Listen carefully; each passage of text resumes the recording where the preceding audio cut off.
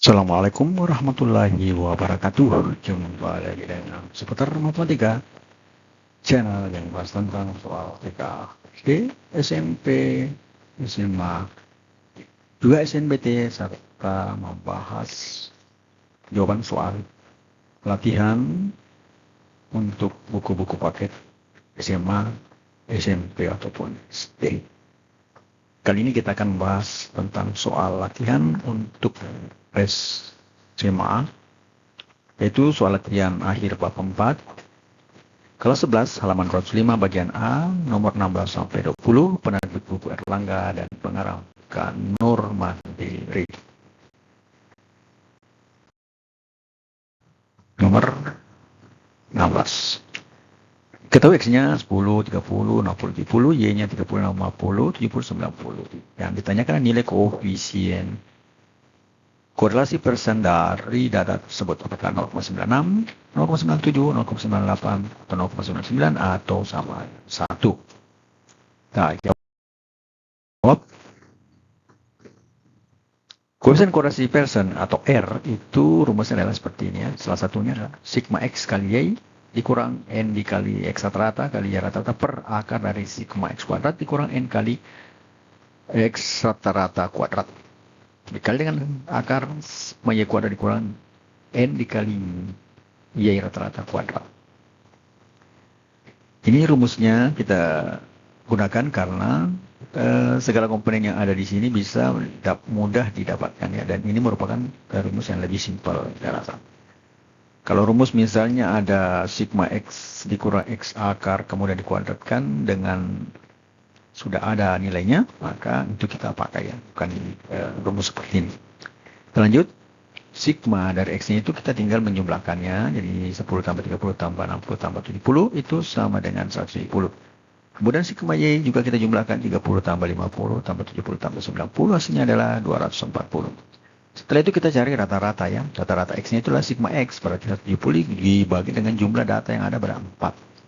170 bagi 4 adalah 42,5. Begitu pula dengan nilai rata-rata Y, sigma Y per N sama dengan 240 per 4, hasilnya adalah 60. Kemudian kita cari sigma perkalian antara X dan Y ya. Berarti 10 kali 30 ditambah 30 kali 50 ditambah 60 kali 70 dan 70 kali 90. Hasilnya adalah 300 ditambah 1500 ditambah 4200 ditambah 6300 sama dengan 12.300. Kemudian yang perlu kita cari adalah sigma X kuadrat ya. Sigma X kuadratnya berarti 10 kuadrat tambah 30 kuadrat tambah 60 kuadrat ditambah 70 kuadrat sama dengan 100 tambah 900 tambah 3.600 ditambah 4.900 sama dengan 9.500.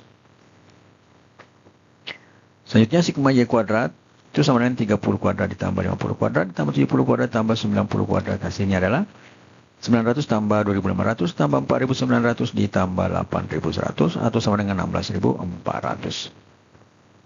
Setelah komponen-komponen variabel yang ini sudah kita ketahui, tinggal kita masukkan ke dalam rumus. Jadi 14.300 dikurang 4 kali 40,5 kali 60 ya. Dibagi akar 9.500 dikurang 4 dikali 42,5 kuadrat. Kali dengan 16.400 dikurang 4 kali rata-rata yaitu 60 kuadrat. Hasilnya adalah 12.300 dikurang 10.200 dibagi dengan akar 500 dikurang 7.255 dikali akar 16.000 dikurang 14.400. Hasilnya adalah 2.100 dibagi dengan akar 2.245 dikali 2.000 akar 2.000 ya. Itu sama dengan 2.001 per 47,38 dikali dengan 44,72. Ini adalah 2.100 bagi 2.118,834. Itu sama dengan 0,991. Nah, berarti ini disamakan dengan 0,99 ya, karena dalam pembulatannya. Untuk bilangan desimal itu angka di bawah 4, hanya 991, 1 di bawah 4 itu dihilangkan. Namun jika angkanya di atas, dari 5 ke atas, berarti akan dibulatkan satu angka ke depannya. Nah, ini sesuai dengan jawaban pada pilihan D ya, 0,99. Selanjutnya adalah nomor yang ke-17. Datanya adalah 10, 5, 8, 14. Kemudian 1, 6, 7, 10. Selanjutnya, koefisien determinasi dari data tersebut adalah apakah A 8,9, apakah 9,8, apakah 9,9 atau 89 ataukah 98 dalam persen ya. Kita jawab. Koefisien akurasi person rumusnya seperti tadi ya. Ini tinggal kita mencari komponen variabel di sini. Ini 4, kemudian sigmanya 10 tambah 5 tambah 6 tambah 16 sama dengan 26. Sigma Y 1 tambah 6 tambah 7 tambah 10, hasilnya adalah 24. Kemudian rata-ratanya sigma X per N berarti 36 per 4, hasilnya adalah 9. Kemudian ya rata-rata Y 24 per 4 sama dengan 6. Kemudian sigma XY-nya berarti 10 kali 1, 5 kali 6, 6 kali 7, dan 10, 15 kali 10. Hasilnya adalah 10 tambah 30 tambah 42 tambah 150 sama dengan 232. Selanjutnya sigma X kuadratnya adalah 10 kuadrat ditambah 5 kuadrat tambah 6 kuadrat tambah 15 kuadrat, hasilnya adalah 100 tambah 25 tambah 36 tambah 225 sama dengan 386. Selanjutnya adalah sigma Y kuadrat 1 kuadrat tambah 6 kuadrat tambah 7 kuadrat ditambah 10 kuadrat, hasilnya adalah 1 tambah 36 tambah 49 tambah 100, hasilnya adalah 186. Kemudian kita masukkan dalam rumus, tinggal kita ganti-ganti. R sama dengan 232 ya, dikurang 4 kali 9 kali 6 rata-rata X dan rata-rata Y per akar 386 kuadrat X-nya, kemudian rata-rata X-nya dikuadratkan kali 4. Kemudian di sini 186-nya rata X kuadrat, Y kuadratnya dikurang 4 kali dan rata-ratanya dikuadratkan. Y dikuadratkan, rata-rata Y dikuadratkan. Hasilnya adalah 237 dikurang 216 per akar 386 dikurang 4 kali 81 dikali 186 kurang 4 kali 36. Hasilnya adalah 16 per akar 62 dikali akar 42. Jadi 16 per 7,87 dikali 6,48. Jadi 16 di per 50,998. Hasilnya adalah 0,3137. Nah, ini bisa kita bulatkan dalam tiga variabel, dalam 3 digit angka menjadi 0,314. Jadi seperti tadi, yang di atas 5 dibulatkan ke 1 ke depannya menjadi 4. Dan tadi kan 1 di sini, ya, yang nomor sebelumnya, itu menjadi dibuang. Nah, jadi kalau 0,3137 berarti bisa dibulatkan menjadi 0,314. Kalau koefisien determinasinya R kuadrat berarti 0,314 dikuadratkan, hasilnya sebenarnya 0,0986 atau sebenarnya 0,099. Jadi koefisien determinasi dalam bentuk persentase adalah 9% ya. 9,9 itu dengan cara koefisien determinasi R kuadrat itu dikali 100. Berarti 2, ke belakang 1, 2 menjadi 9,9%. Jawabannya adalah C, 9,9%. Selanjutnya nomor yang ke-18. Nah, ini antara data tinggi ibu dalam sentimeter dan tinggi badan anak dalam sentimeter. Persentase besar pengaruh tinggi badan ibu terhadap tinggi badan anak adalah apakah 20,2%, B 23,2, apakah C 24,2, apakah D 49,2, ataukah E 50,2 dalam persen. Kita jawab seperti tadi, koefisien korelasi persennya seperti ini. Kemudian ini adalah dengan 5, sigma X-nya sama dengan 154, ditambah 198, tambah 160, ditambah 162, ditambah 165, hasilnya adalah 799. Kemudian sigma Y adalah 120 tambah 110 tambah 140 ditambah 120 tambah 135, hasilnya adalah 625. Selanjutnya kita cari rata-rata ya. Rata-rata X-nya berarti 799 bagi datanya 5 sama dengan 159,8. Begitu pula untuk rata-rata Y, sigma Y per N berarti 125 dibagi 5, hasilnya adalah 125. Selanjutnya kita cari sigma XY. Ya, sigma XY-nya itu berarti perkaliannya ya, 154 kali 110, 108 kali 110, 160 kali 140, 162 kali 120, dan 165 kali 135. Hasilnya adalah 480, 17.380, 22.400, 19.440, dan 22.275. Jika jumlahkan hasilnya menjadi 99.975. Kemudian sigma X kuadratnya 154 kuadrat ditambah 158 kuadrat ditambah 160 kuadrat ditambah 162 kuadrat ditambah 165 kuadrat.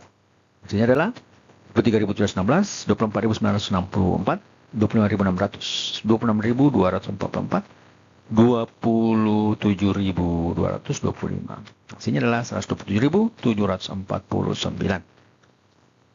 Sigma Y kuadrat 120 kuadrat ditambah 110 kuadrat ditambah 140 kuadrat ditambah 120 kuadrat lagi ditambah 135 kuadrat. Hasilnya adalah 14.400, 12.100, 19.600, 14.400 dan 18.225 menjadi dijumlahkan keseluruhan menjadi 78.725.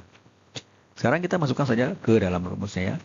Di 99.975 dikurang 5 kali 159,8 dikali 8 ya, 158 dikali 125 per akar 127.759 dikurang 5 kali dari rata-rata Y, rata-rata X dulu 159,8 kuadrat, kemudian di sini 78.725 dikurang 5 kali rata-rata Y 125 kuadrat. Hasilnya adalah 99.995 dikurang 99.875 per akar 127.000 dikurang 127.680,2 dikali akar 78.725 dikurang 78.125. Hasilnya adalah 100 per akar 68,8 dikali akar 600. Hasilnya adalah 100 dibagi akar 68,8 adalah 8,295. Kemudian akar 600 adalah 24,495. Kita bagi menjadi 100 bagi 203,186 itu sebenarnya 0,492. Jadi koefisien diterima adalah 0,92 dikuadratkan menjadi 0,242. Persentase pengaruh tinggi badan berarti 0,242 dikali 100% menjadi 24,2%. Hal ini ada pada jawaban C ya, 24,2%. Kemudian nomor yang selanjutnya itu nomor yang ke-19. Ini tabelnya digunakan untuk dua soal ya, nomor 19 dan 20. Nilai koefisien korelasi antara lama menonton TV dan dalam sehari terhadap nilai ujian adalah ya, apakah min 0,853, ke B min 0,753, C min 0,653, atau D min 0,553, atau E min 0,453. Selanjutnya kita jawab. Koefisien korelasi Pearsonnya adalah ini seperti tadi. Ya, kita cari N-nya 4 dijumlahkan sigma X-nya 3 tambah 4 tambah 5 sama dengan 14. Kemudian sigma Y-nya juga dijumlahkan 80 tambah 85 tambah 82 tambah 75 hasilnya adalah 322. Selanjutnya kita cari rata-rata X-nya itu adalah sigma X per jumlah data N berarti 14 bagi 4 sama dengan 3,5.